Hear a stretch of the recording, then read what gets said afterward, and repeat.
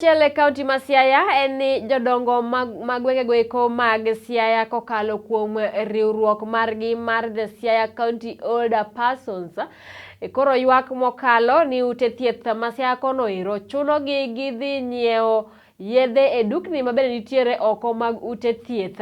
Gino ero mabende miyo gitiyo kod omenda mathoth e nyiewo yedhe, omenda mabende onego bed ni ute thieth go eko ng'ado kowuok kuom okumba mar thieth mar NHIF. Kama ende kaka jodongo go eko nogolo ywak gi.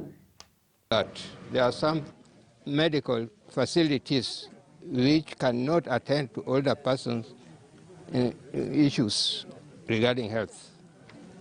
I request the hospital personnel to move nearer and some of them to be trained on such diseases so as to assist older persons.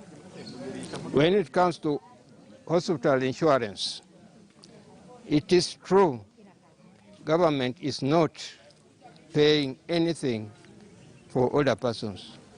Government started to identify older persons getting the fund for Wazee, and they paid for only 1 month. Thereafter, that thing got finished. An initiative has been put by KESPA, which is petitioning the county government of Siaya so that older persons can access medical services free of charge. That is requesting the county government to relieve them from paying the co-sharing in the public hospitals. Now, cash transfer has also been a milestone. Though this one we can't celebrate alone, it is something that the Kenya government is also providing, and it is being done elsewhere for all older persons who have attained the age of 70 years and above under Inua Jamii program.